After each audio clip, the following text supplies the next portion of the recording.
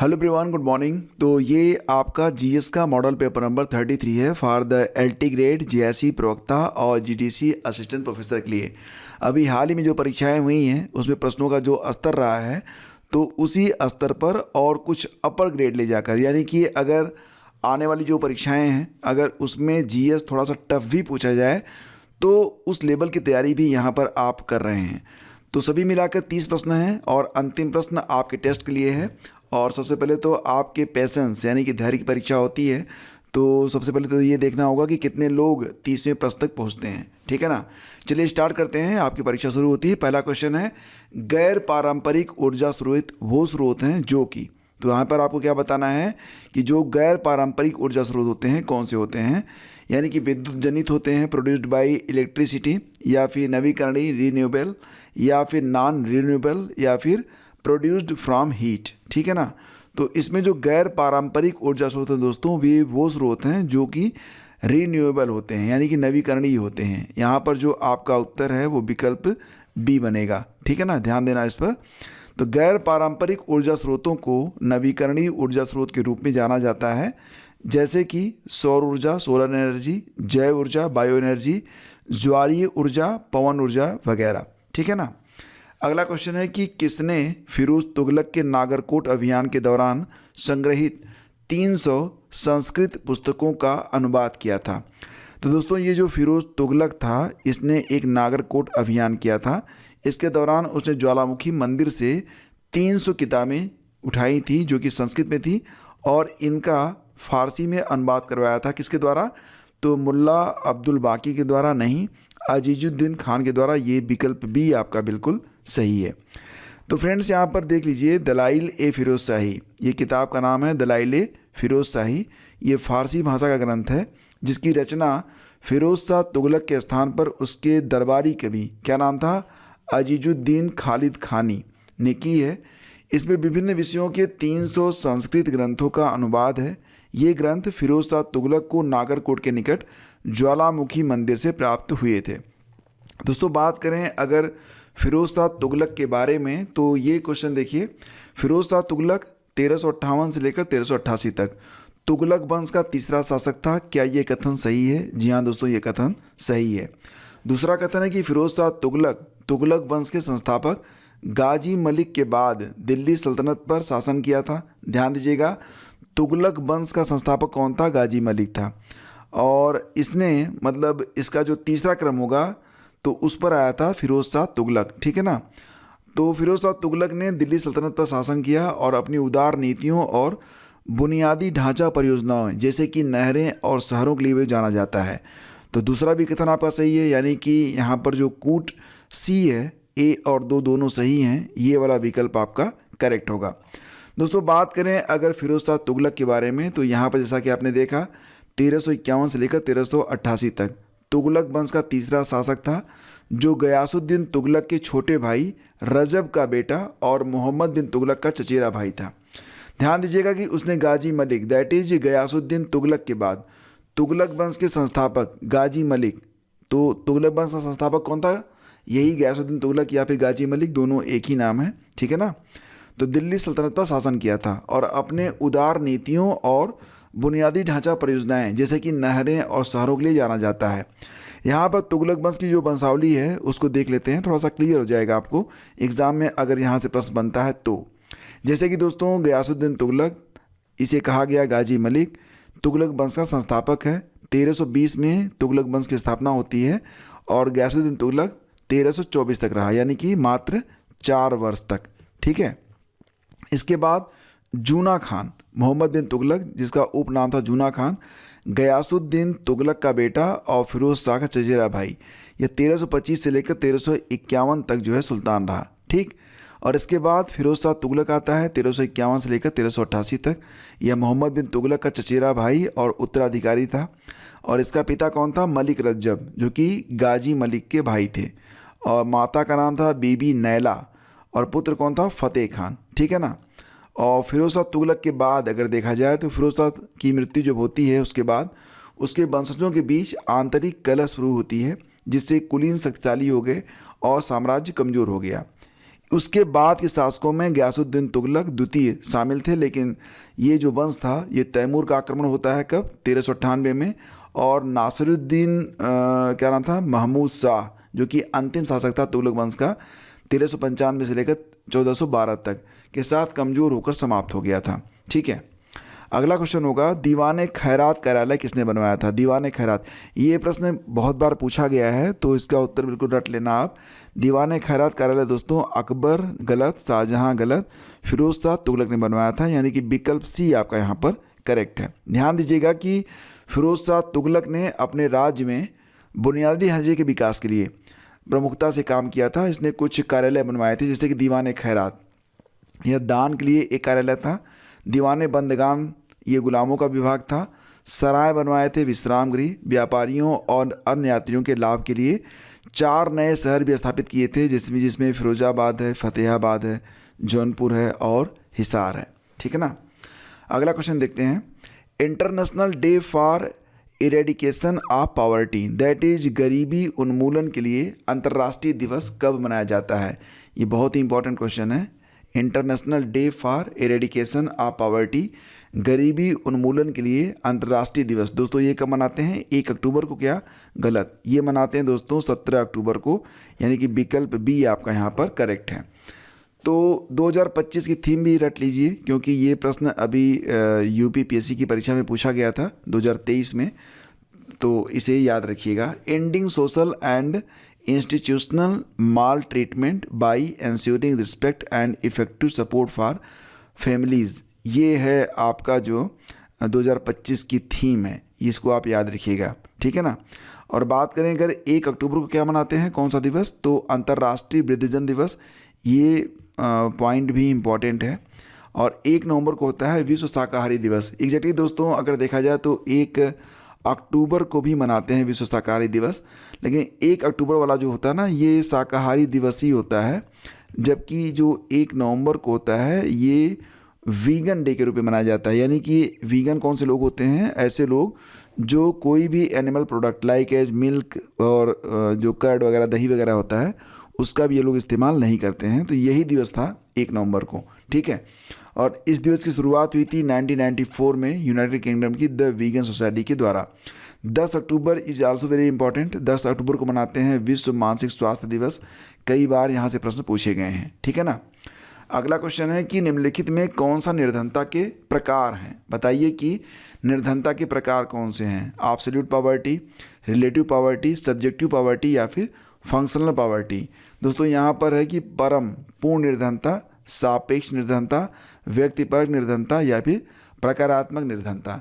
तो हालांकि आयोग ने जो इसका उत्तर माना था वो 1, 2, 3 तीनों को माना था, लेकिन सही जवाब इसका बनेगा 1 और 2। ठीक है। तो परम निर्धनता क्या होती है? मतलब इस प्रकार की जो निर्धनता होती है, इसमें जो बेसिक ज़रूरतें हैं, जैसे कि आपका भोजन हो गया, ठीक है, पानी हो गया, शिक्षा हो गया, इसके लिए भी यहाँ पर जो पैसा है उपलब्ध नहीं होता है।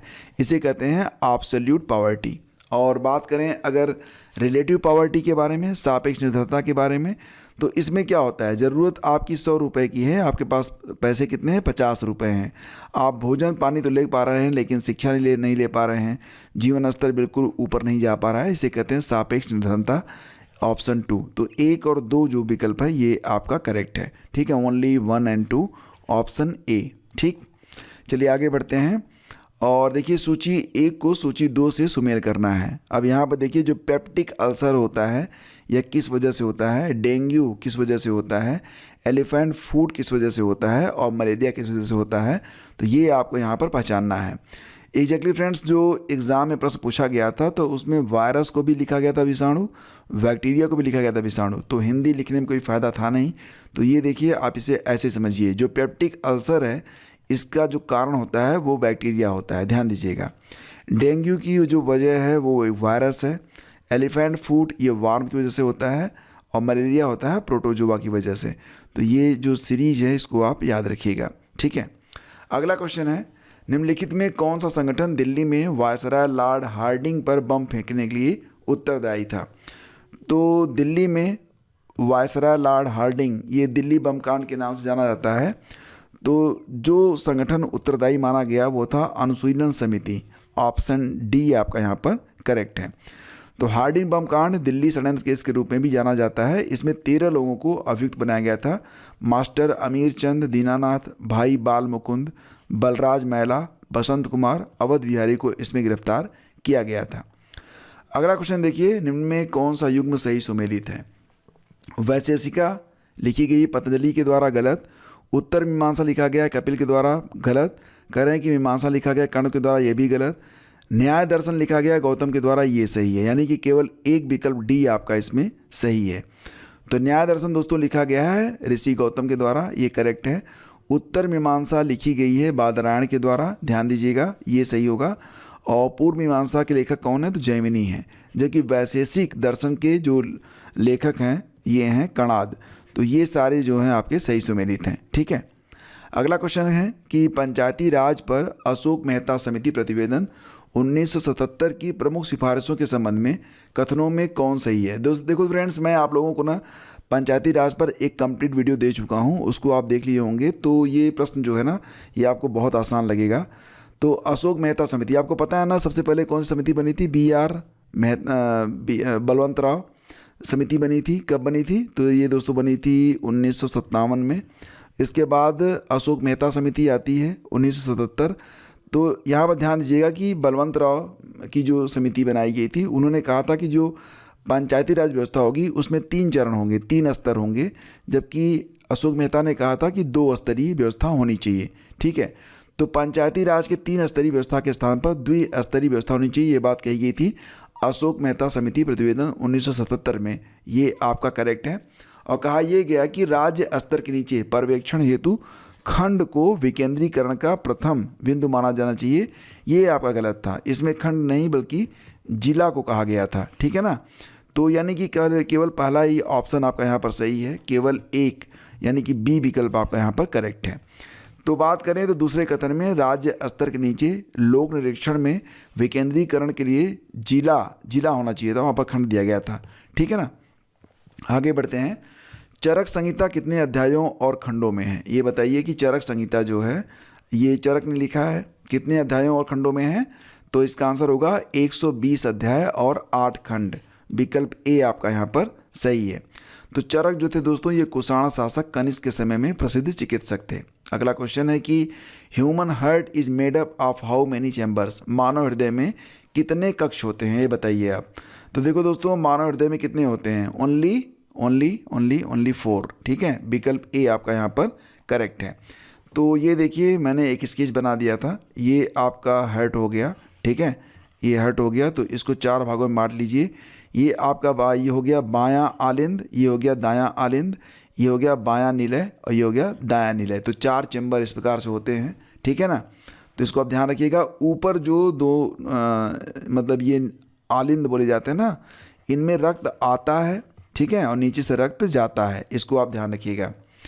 अगला क्वेश्चन होगा कि 1918 के संयुक्त प्रांत दैट इज उत्तर प्रदेश किसान सभा का गठन निम्न में से किस नेता ने किया था? तब उत्तर प्रदेश जाना जाता था संयुक्त प्रांत के नाम से, तो यहाँ पर भी संयुक्त प्रांत ही लिखा गया है, यूनाइटेड प्रोविंस। तो 1918 का जो संयुक्त प्रांत किसान सभा का गठन हुआ था, तो इस सभा का गठन किसने किया था? दोस्तों इसमें ऑप्शन इंद्र नारायण द्विवेदी है, स्वामी सहजानंद सरस्वती है, पंडित जवाहरलाल नेहरू और बाबा रामचंद्र है। सही जवाब बनेगा विकल्प ए, इंद्र नारायण द्विवेदी। ठीक है ना, याद रखिएगा इसको। तो ये जो संगठन बना ये बना था 1918 फरवरी में। इंद्र नारायण द्विवेदी, मदन मोहन मालवीय और गौरी शंकर मिश्र के प्रयासों से संयुक्त प्रांत किसान सभा का गठन किया गया था। उद्देश्य क्या था? उद्देश्य ये था दोस्तों कि किसान सभा में किसानों से बेदखल जमीन को जोतने और बेगार न करने की अपील की गई थी। ठीक है ना। अगला क्वेश्चन है, वैदिक कालीन प्रशासन में भागदू कौन अधिकारी था? तो भागदू किसे कहा जाता था वैदिक काल में? जंगलों का प्रधान अधिकारी, राजस्व कर जमा करने वाला। ये विकल्प बी आपका सही है। ठीक है ना। ऑप्शन बी आपका करेक्ट है। चलिए अगला क्वेश्चन है, मैच लिस्ट 1 विद लिस्ट 2। अब आपको पहली जो लिस्ट है इसे दूसरी लिस्ट से मैच कराना है। ऐसे प्रश्न आपको बहुत देखने को मिलेंगे। अनुच्छेद 324 का संबंध किससे है? अनुच्छेद 315 का संबंध किससे है? 280 का और 338 का। तो दोस्तों एक तरफ से देखते हैं। अनुच्छेद 324 का संबंध दोस्तों किससे है? तो 324 में मिलेगा आपको इलेक्शन कमीशन, ये 4 हो गया। आर्टिकल 315 में क्या मिलेगा आपको, संघ लोक सेवा आयोग, यानी कि 3 हो गया। आर्टिकल 280 इसका संबंध दोस्तों है फाइनेंस कमीशन से, वित्त आयोग से। और ये हो गया आर्टिकल 338 NCSC से, national commission for scheduled caste, ठीक है ना।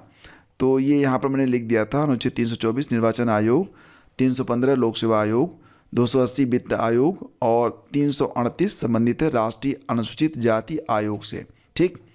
अगला क्वेश्चन देखिए, मिलिंद पन्हो राजा मिलिंद तथा एक बौद्ध भिक्षु के मध्य संवाद रूप में है, वह भिक्षु कौन था। तो मिलिंद पन्हो एक किताब है और इसमें राजा मिलिंद और एक बौद्ध भिक्षु के संवाद के बारे में वर्णन किया गया है। वो जो बौद्ध भिक्षु थे दोस्तों वो थे नागसेन। अब यहाँ पर देखिए दोनों विकल्प सही हैं, सी भी सही है, डी भी सही है, क्योंकि दोनों एक ही व्यक्ति हैं, नागसेन और नागार्जुन एक ही व्यक्ति हैं। तो इसमें आयोग ने इसका उत्तर सी माना था हालांकि। अगला क्वेश्चन देखते हैं, the challenge of word poverty, ये जो किताब है इसके लेखक कौन है। The challenge of word poverty नामक किताब के लेखक कौन है। तो दोस्तों इसके लेखक है Gunnar Myrdal, that is option C आपका उत्तर होगा। एक भौगोलिक इकाई जो पानी को इकट्ठा करती है, a geographical unit that collect stores and release water is called. तो ये भौगोलिक इकाई है जो पानी को इकट्ठा भी करती है, भंडारण भी करती है, पानी को छोड़ती भी है, इसे कहते हैं, क्या कहते हैं, वाटर सेट कहते हैं। विकल्प ए सही है, ठीक है ना। अगला देखिए, निम्नलिखित में कौन एक कीटभक्षी पौधा है, नीलुम्बो, निक्टेथिंस या फिर निकोटियाना या फिर नेफेंथिस।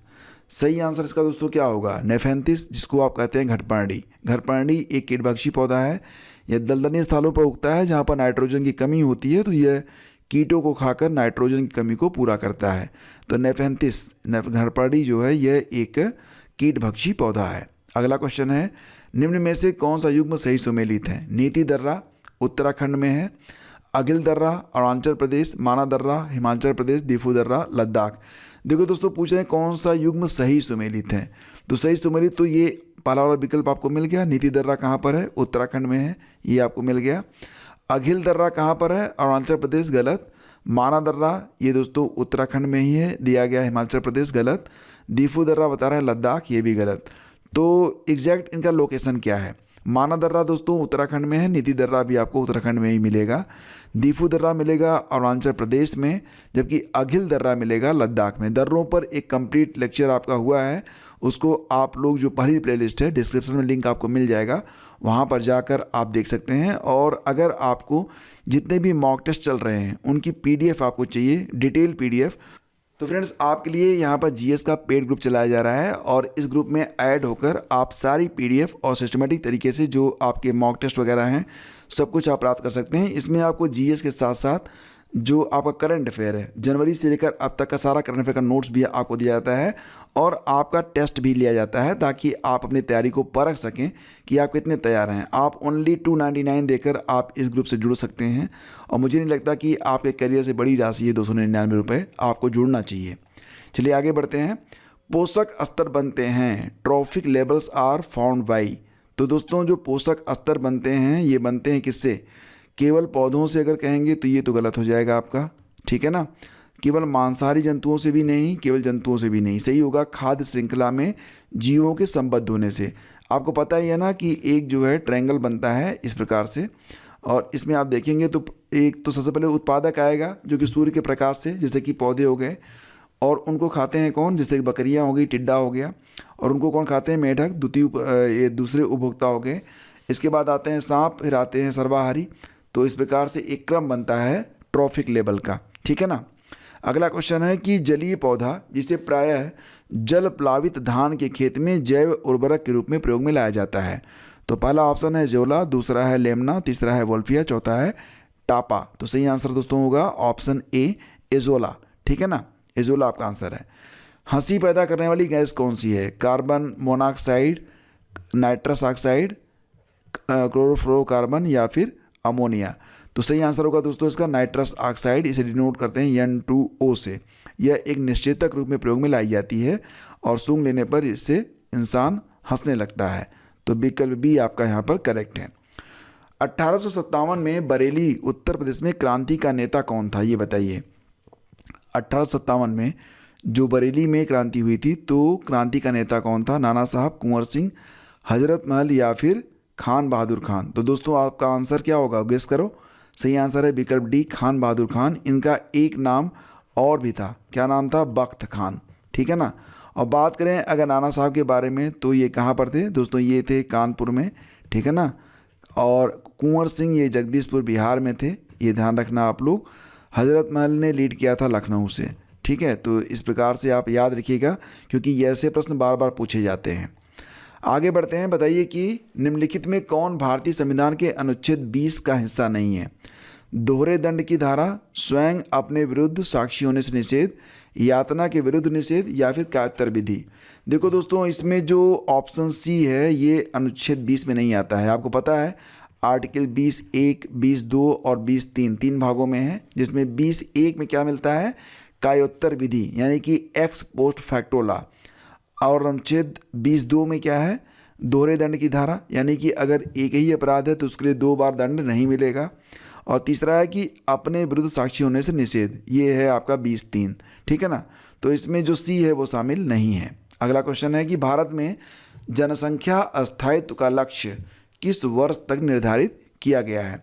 तो देखो दोस्तों, जनसंख्या स्थायित्व का जो लक्ष्य था, इसे पहले 2047 तक रखा गया था, अब इसे बढ़ाकर 2070 कर दिया गया है।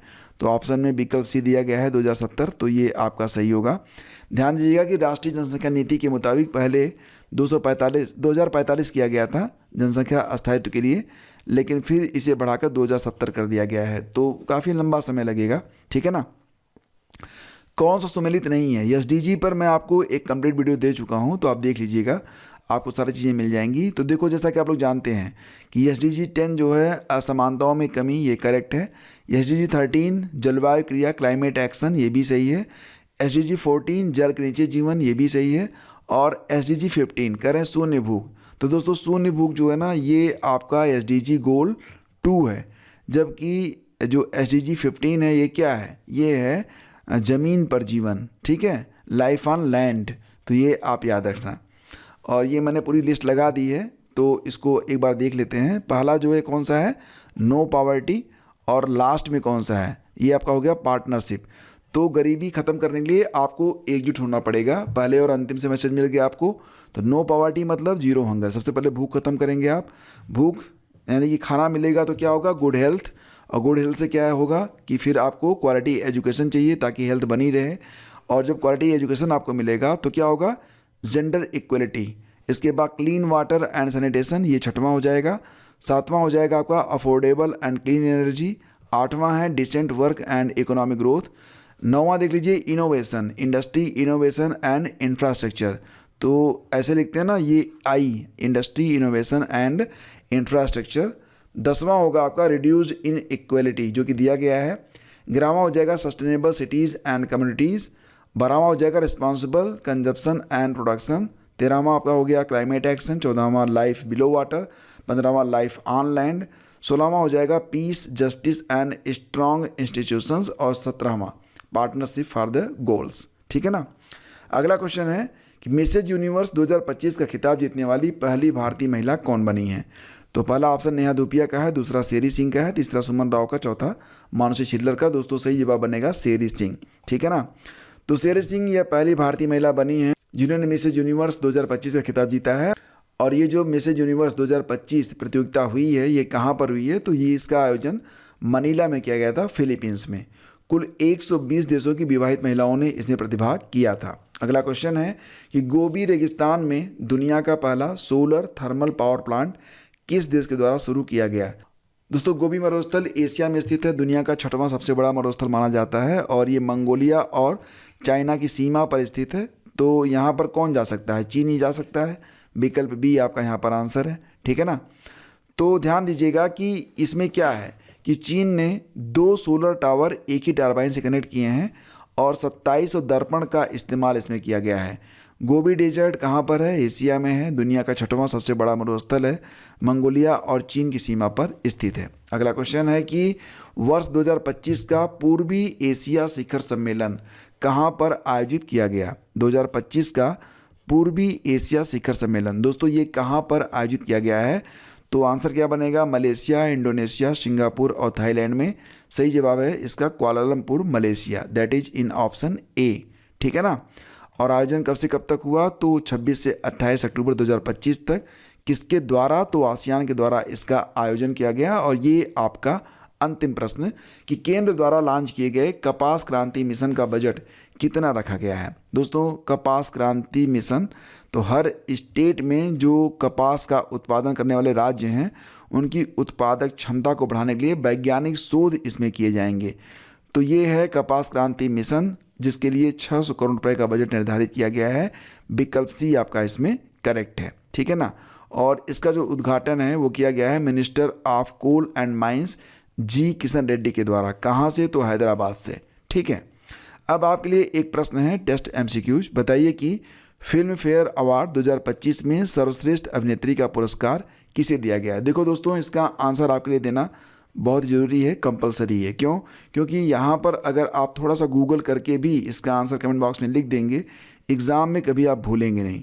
तो पक्का इसका आंसर आप लोग दीजिएगा। और जो लोग पेड ग्रुप से जुड़ना चाहते हैं वो लोग हमें इस नंबर पर 9452252260 पर हेल्प लिखकर भेज देंगे। आपको जानकारी शेयर कर दी जाएगी। धन्यवाद आपका। Have a great day. जय हिंद।